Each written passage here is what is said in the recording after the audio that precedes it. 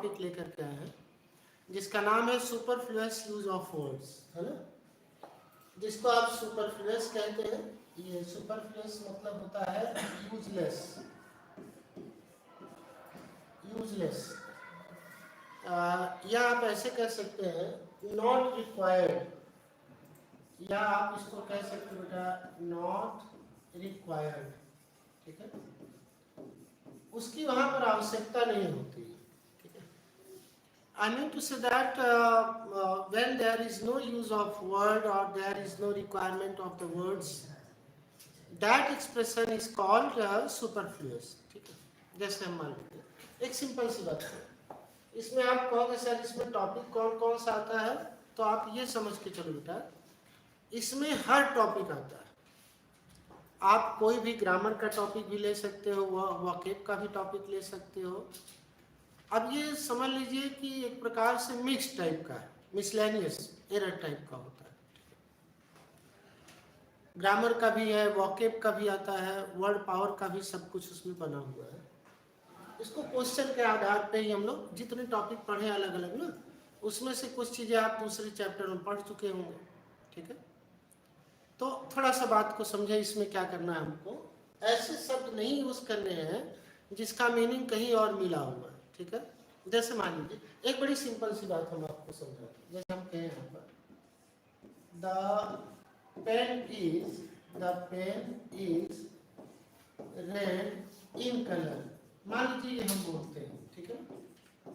The pen is, मान लीजिए हम ये सेंटेंस बोलते हैं the pen is red in colour, तो भैया जब आपने कह दिया द पेन इज रेड, तो इन कलर में ही तो वो रेड होगा। I mean to say that when you say the pen is red in colour, it means that the pen will be always red in colour, so there is no need of using in colour, ठीक है। तो ये आपका ये वाला part, ये part बेटा आपका क्या होगा, सुपरफ्लुअस हो जाएगा, इसकी कोई आवश्यकता नहीं होगी। आप इतना कह दिए the pen is red, that's enough, in colour, ठीक है। तो ये इस प्रकार के हमारे वर्ड्स होंगे जहां पर हमको देखना होगा। देखिए चलिए देखते हैं हम, एक वर्ड है यहाँ पर, देखिए द रीजन, ठीक है। द रीजन के साथ ध्यान से देखिएगा, द रीजन, द रीजन या बेटा द रीजन वाई के साथ हम लोग क्या करते हैं, ड्यू टू, ओइंग टू और आपका बिकॉज, और हम लोग इसके साथ बिकॉज का प्रयोग नहीं करते हैं, ये आपका सुपरफ्लुअस माना जाता है। तो फिर से आप समझ लीजिए क्या क्या हम लोग नहीं करते हैं। द रीजन के साथ चाहे आप यूज करो द रीजन, चाहे आप यूज करो द रीजन वाई, ठीक है। इसके साथ ना तो हम ड्यू टू का प्रयोग करेंगे, ना ओइंग टू का प्रयोग करेंगे, ना तो बिकॉज का प्रयोग करेंगे, ठीक है। तो ये आप ध्यान दीजिए। अब देखिए यहाँ पर आपका द रीजन दिया गया है, ठीक है। जब यहाँ पर द रीजन आपका दिया है तो आप यहाँ पर फिर बिकॉज का प्रयोग नहीं करोगे, ठीक है। तो इसका मतलब द रीजन के बाद ये बिकॉज का प्रयोग यहाँ पर सुपरफ्लुअस माना जाएगा, तो ये गलती हमारी हो जाएगी कहाँ पर, ए पार्ट में। दूसरा देखिए द रीजन, देखिए फिर यहाँ से यहाँ पर भी द रीजन आ गया है, ठीक है। The reason I want to take that class is because, फिर यहाँ पर बी पार्ट में बिकॉज आ गया है, ठीक है। इसका मतलब ये बी पार्ट का ये जो बिकॉज है हमारा क्या है, गलत साबित हो जाएगा, ये रॉन्ग हो जाएगा, ठीक। तीसरा देखिए यही से कॉन्सेप्ट बना द रीजन वाई, इसमें कोई गड़बड़ी नहीं बेटा, ये बिल्कुल आपका सही है। आप चाहे द रीजन करो, आप चाहे द रीजन वाई का प्रयोग करो, दोनों सही है, ठीक है।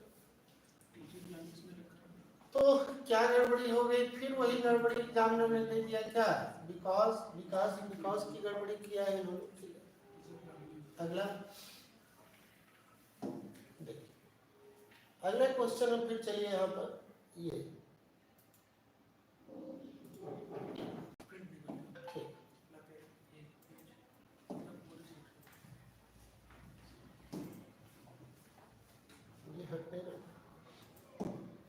चलिए देखिए,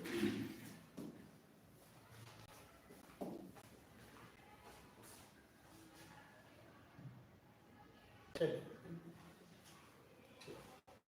तो ये आपका हो गया। ठीक, यहाँ पर देखिए द रीजन का प्रयोग कर दिया है, ठीक है ना। मतलब आराम से कीजिए, एक पीरियड में खत्म हो जाएगा। इसमें खाली इतना हमको बताना था आपसे कि कुछ चीज़ें हैं जिसको हम अपने हिसाब से हम लोग करेंगे कि अलग अलग टॉपिक का है, उसमें कुछ चीज़ें यूज नहीं होती हैं। एडवर्ब का भी है, conjunction, part of speech tense सभी का होता है, तो हमको वो ध्यान देना। अब देखिए यहाँ पर फिर रीजन दे दिया है और ये बेटा उठा के दे दिया आपका ड्यू टू, ठीक है। तो जब द रीजन के साथ ड्यू टू का प्रयोग नहीं होता है तो वो हम लोगों का क्या होगा, सुपरफ्लुअस माना जाएगा। क्या माना जाएगा बेटा, सुपरफ्लुअस माना जाएगा, ठीक है। अगला देखिए, द एप्लीकेंट, द एप्लीकेंट आपका क्या है, सब्जेक्ट हो गया। बीइंग अ हाउस होल्डर, एक घर का मालिक होने के कारण ही इज इंटाइटल्ड, फिर यहाँ पे ये सब्जेक्ट ले आए, ये आप यहाँ पे ले आए वर्ब। अब देखिए गड़बड़ी क्या है यहाँ पर, जब यहाँ पर एक वर्ब है तो इसका सब्जेक्ट आपका एप्लीकेंट है, तो यहाँ पर ही की कोई जरूरत नहीं है। जब किसी सब्जेक्ट का वर्ब उपलब्ध है तो आप उसको अलग से किसी सब्जेक्ट को जोड़ नहीं सकते हैं, ठीक। तो यहाँ पर बेटा हम लोगों का क्या सुपरफ्लुअस हो जाएगा, यहाँ पर ही की कोई आवश्यकता नहीं है क्योंकि इसका सब्जेक्ट क्या है, एप्लीकेंट। तो पूरा सेंटेंस कैसे बनेगा ध्यान देखिए, the applicant being a house holder, प्रार्थी घर का मालिक होने के कारण, इज एंटाइटल्ड टू वोट, उसे अधिकार प्राप्त है वोट देने का। तो ये हमारा सब्जेक्ट है, तो इस सब्जेक्ट के कारण यहाँ पर ही की कोई आवश्यकता नहीं है।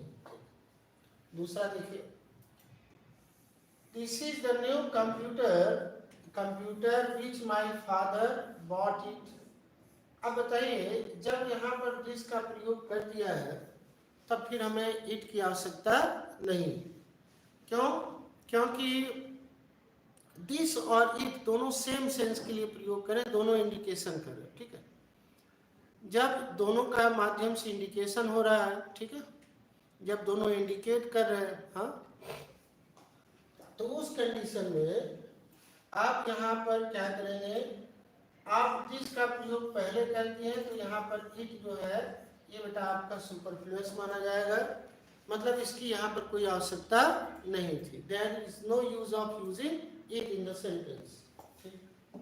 दूसरा देखिए, फिर वही कहानी यहाँ पर आई, mister Pratap, mister Pratap being a good teacher, एक अच्छे टीचर होने के कारण, ठीक है। मिसेस प्रताप, शी इज, जब इज का सब्जेक्ट मिसेस प्रताप यहाँ पर है तो यहाँ पर सी की हमको कोई आवश्यकता नहीं है। फिर वही बात आई कि जब एक सब्जेक्ट के लिए वर्ब उपलब्ध है तो कोई दूसरा सब्जेक्ट वहां पर नहीं आ सकता।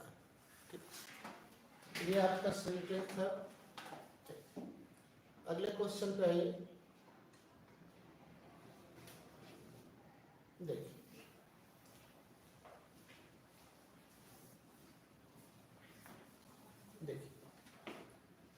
रेम्बर्स बैक, रेम्बर्स का मतलब होता है रिटर्न बैक।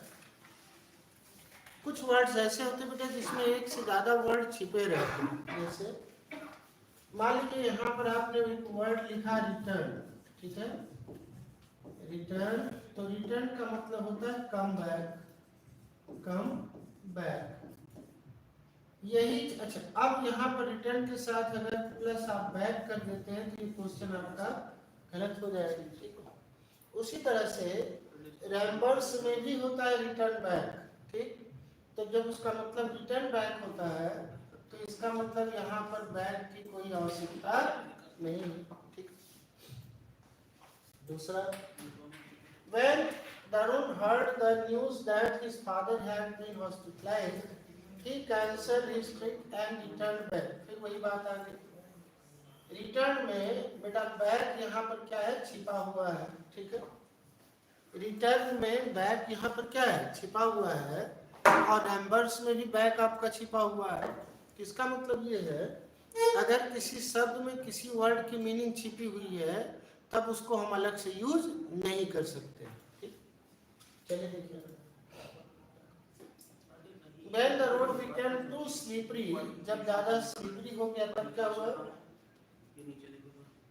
फिर वही देखिए यहाँ पर रिटर्न बैक, ये कुछ वर्ड्स है जो बार बार आपके एग्जाम में पूछता है और उसको हमको थोड़ा सा ध्यान देना, we have to care about that. तो यहाँ पर हम लोगों का क्या करना पड़ेगा, रिटर्न के बाद क्या है, बैक का प्रयोग है, तो ये बैक हमको यहाँ से काटना पड़ेगा। ठीक, He also want to refer back, refer में भी बैक छिपा हुआ है। ठीक है, रिफर में भी बैक छिपा हुआ है, तो इसमें भी इस रिफर के साथ भी हम बैक का प्रयोग नहीं करते, तो हमारा एरर का होगा सी पार्ट में। After Masi had shown Rashi how to invert the ones, she repeated the, ये देखिए repeated का मतलब होता है बार बार किसी चीज को कहना। जैसे आप लोग क्या करते हो क्लास में या कहीं और पे, आप एक वर्ड बोलते हो रिपीट अगेन, वो गलत है। रिपीट का मतलब होता है से अगेन, रिपीट का मतलब ही होता है दोबारा कहना। तो अगेन वर्ड का प्रयोग अगर एग्जाम में किसी क्वेश्चन में एरर में आ गया बेटा तो गलत हो जाएगा। ठीक है, तो आप कभी भी ऐसा मत कहिएगा रिपीट के साथ अगेन वर्ड का प्रयोग हुआ है इसलिए गलती कहाँ हो जाएगी बेटा, डी पार्ट में हो जाएगी। कुछ चीजें ऐसी होती है, आप सुनता है, जो हम लोग सुनते सुनते गलती करने लगते हैं और हमको पता भी नहीं चलती और वो हमारी आदत में आ जाती है। ठीक है, तो इससे थोड़ा बचने का प्रयास करें। देखिए अगले क्वेश्चन पे आइए।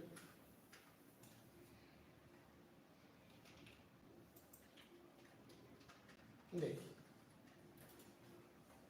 विल यू रिपीट अगेन, फिर वही कहानी यहाँ पर बन गई। ठीक है, देखिए यहाँ पर फिर वही कहानी बन गई, विल यू रिपीट, रिपीट दिया है और इसके साथ क्या करते हैं अगेन, तो इसका मतलब ये गलत होगा, ऑप्शन हो जाएगा ये पार्ट। तो बार बार कुछ वर्ड्स आपका प्रयोग करता है, यूज करता है, सेंटेंस में यूज करता है, तो उसको हम लोग देख रहे हैं। I think that we should come up with a new innovation. ध्यान से देखिए, इनोवेशन का मतलब होता है बेटा new thought, new thought is equal to innovation. ठीक है, तो इनोवेशन का मतलब ही होता है नया विचार। जब इनोवेशन का मतलब नया विचार होता है तो आप जो है किसी भी तरह से उसके साथ न्यू वर्ड का प्रयोग मत कीजिएगा। तो ध्यान दीजिएगा, कुछ वर्ड है जिसमें कुछ वर्ड छिपे रहते हैं, तो वहां पर हम नए वर्ड्स का प्रयोग नहीं करते। जैसे यहाँ पर हमने आपसे कहा इनोवेशन। ठीक है, तो इनोवेशन का मतलब होता है न्यू रिसर्च, नई थॉट, नई सोच। तो उस हिसाब से हम यहाँ पर इनोवेशन के साथ जहाँ पर नया वर्ड होगा, तो ये बी पार्ट में है तो हम ये गलत काट देंगे। गलत किसके साथ होता है, ये न्यू के कारण गलत हो, और न्यू किस पार्ट में है, बी पार्ट में, तो हम बी पार्ट को गलत करेंगे। इनोवेशन को नहीं काटेंगे, जिसमें वो वर्ड छिपा है उसको नहीं काटेंगे, जो अलग से प्रयोग हुआ है उसको हम लोग काटते हैं। ठीक, तो ये ध्यान दीजिएगा। दूसरा देखिए, The teacher asked us to join together. ध्यान देखिए इस क्वेश्चन को। देखिए ज्वाइन का मतलब ही होता है एक साथ जुड़ना, और टुगेदर का मतलब ही होता है एक साथ। ठीक है, तो जब आपने ज्वाइन का प्रयोग कर लिया है तो यहाँ पर बेटा टुगेदर की कोई आवश्यकता नहीं है। ठीक, जैसे हमने कहा कि the two parties joined each other, बात क्लियर है, टुगेदर हो गए, अपने आप उसमें इंक्लूडेड है, आपको अलग से टुगेदर की कोई आवश्यकता नहीं है। तो ये गलती हो गई। दूसरा एक चीज यहाँ पर ध्यान दीजिएगा कि my cousin love, cousin word है, love to play with the two twins. देखिए ये जो ट्विंस होता है, ट्विंस का मतलब होता है, ट्विंस का मतलब ही दो होता है, सिंगल नहीं होता। जैसे अगर आप कहते हैं ट्विंस तो वो दो लोग हैं, दोनों सेम है, ठीक। तो उस कंडीशन में जब यहाँ पर आपने ट्विंस का प्रयोग कर लिया है, तब यहाँ पर आपको टू की कोई आवश्यकता नहीं है। तो आज हम लोग ये देख रहे हैं कि अलग अलग कॉन्सेप्ट में कैसे कुछ वर्ड्स आते हैं, उस वर्ड्स के हिसाब से हम लोग कैसे कॉन्सेप्ट को ठीक करते हैं, और उसमें जो वर्ड्स की मीनिंग छिपी हुई उसको हम यूज नहीं करते, ठीक। ये देखिए, public pressure is towards more strict lighting rather than that reason is because, फिर वही कहानी आ गई, द रीजन। देखिए यहाँ पर द रीजन का प्रयोग किया है और यहाँ पर फिर प्रयोग कर दिया है किसका, बिकॉज का। इसका मतलब फिर वही कहानी बन गई कि भैया रीजन के साथ आप बिकॉज का प्रयोग नहीं कर सकते हैं। इसको पहले भी हम लोग देखे थे, ये बन गया। अब आ जाइए और क्वेश्चन नंबर पे देखिए,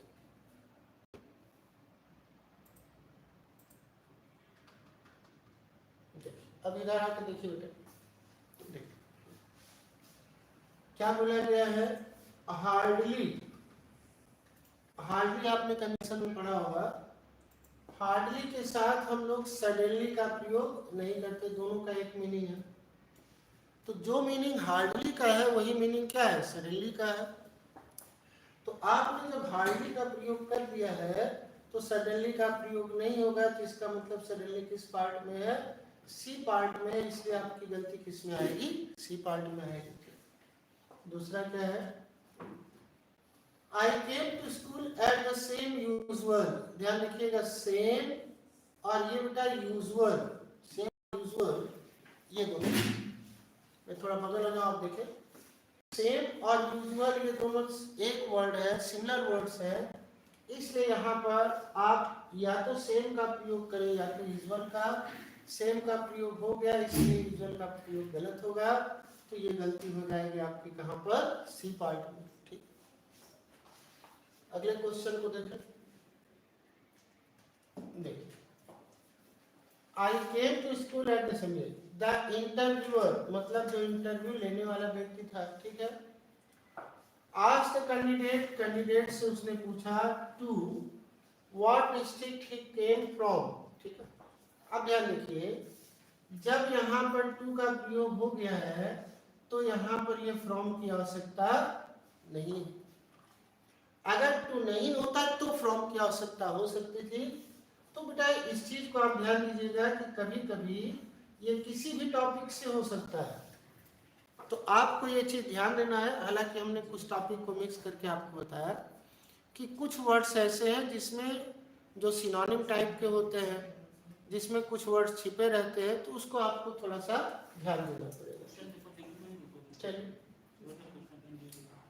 द हायर, ये करा जितने ऊंचे आप जाते हैं अप द माउंटेन,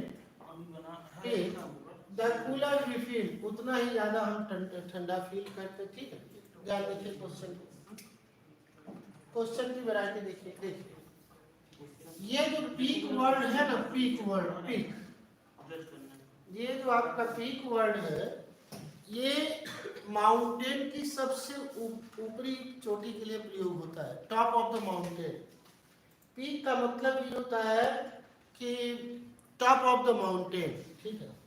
जब बेटा इसका मतलब टॉप ऑफ द माउंटेन होता है, तब यहाँ पर हम लोग माउंटेन की आवश्यकता नहीं है, हमको यहाँ पर फिर माउंटेन की आवश्यकता नहीं है। क्यों नहीं है? क्योंकि पीक का मतलब ही होता है टॉप ऑफ द माउंटेन, तो माउंटेन की आवश्यकता यहाँ पर हमको नहीं है, ठीक।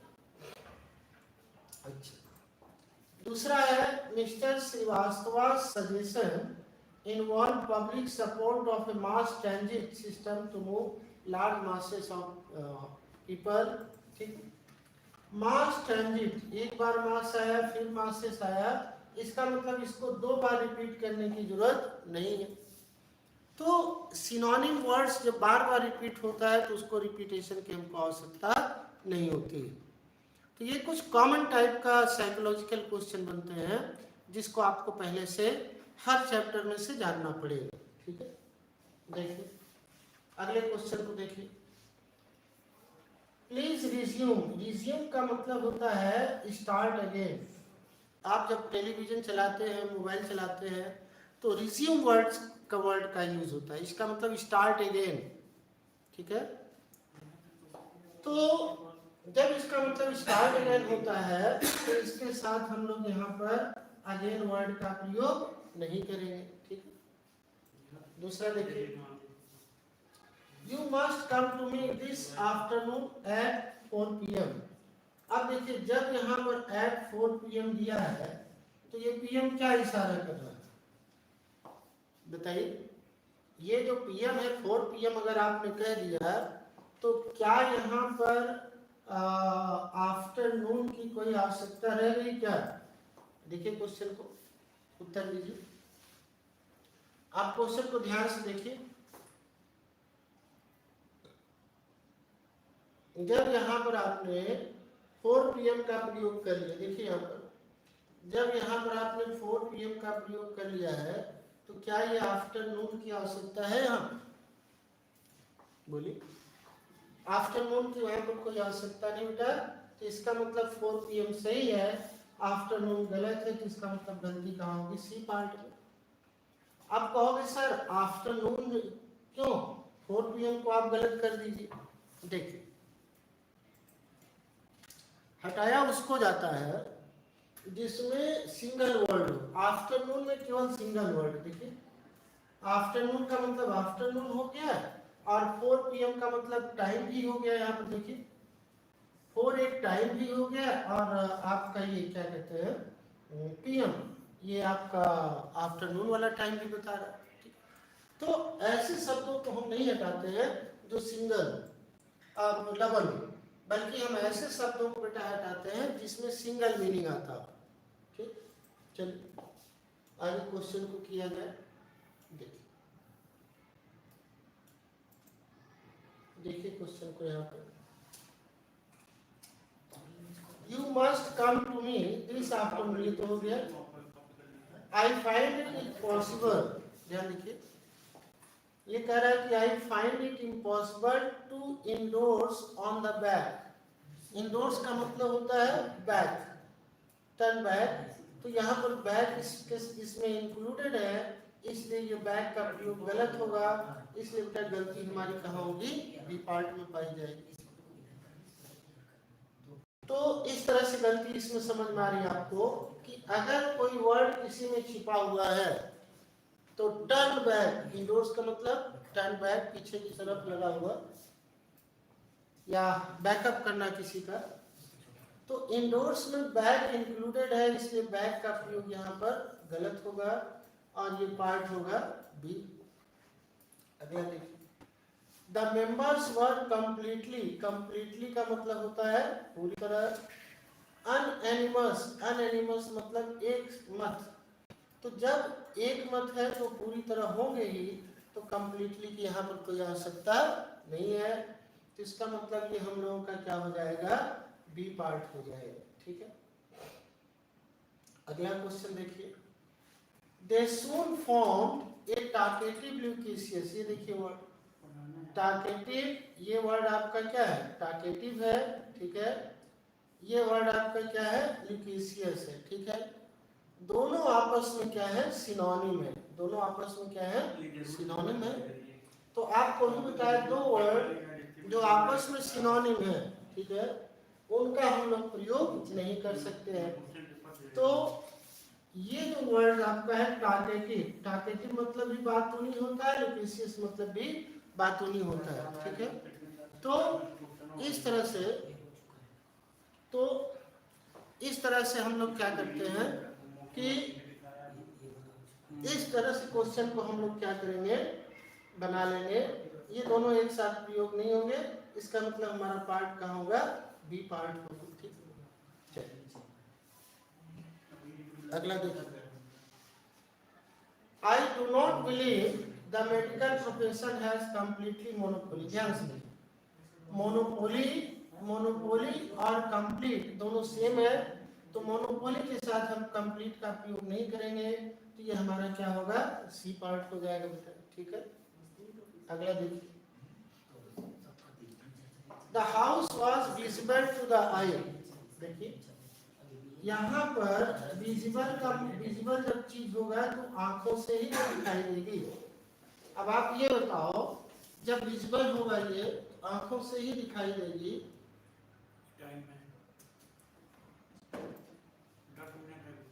ठीक, तो ठीक, तो ये बात समझ में आ गई आपको। अच्छा ये बताइए आप लोग, जब कोई चीज आप देखेंगे तो कान से देखेंगे क्या कि नाक से देखेंगे? भाई जब आप कोई चीज देखेंगे तो विजिबल आंखों से ही ना होगी। मैंने तुम्हें देखा कल, ठीक है, रोड पे, तो क्या कहोगे भैया, कान से देखे थे क्या कि नाक से देखे थे? भाई आई की जरूरत नहीं है। My dear students, whenever you see anybody you see through eyes. तो भैया इतना इतना कमजोर हमको न समझो हमारे विद्यार्थियों को कि वो नहीं समझ पाए हैं। द हाउस वॉज विजिबल, दिखाई तो दे रहा है ना, तो इसका मतलब यहाँ पर आपको आई से जरूरत नहीं है, आंखों से ही आप देखते हैं, कान अब मुंह से नहीं देखते हैं।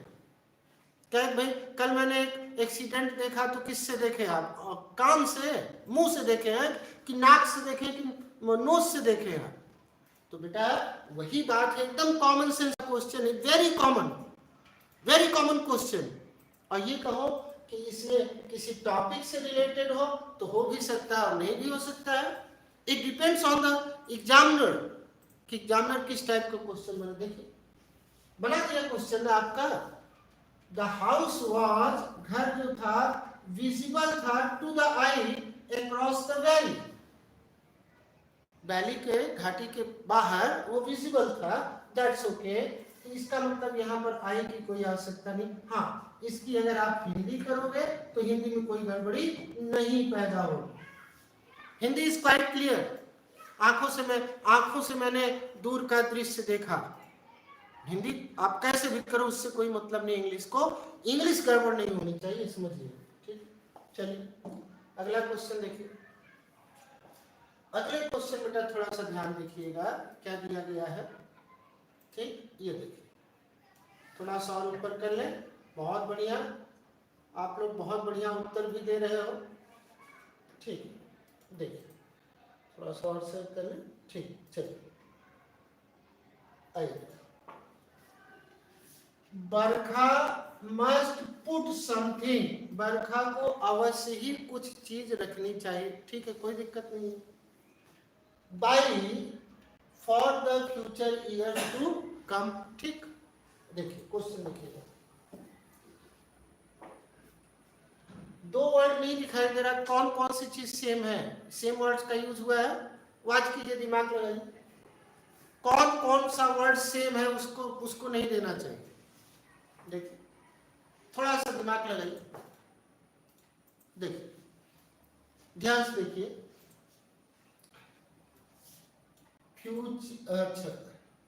फ्यूचर एक वर्ड ये हो गया, दूसरा वर्ड आपका है years to come, आने वाला वर्ष।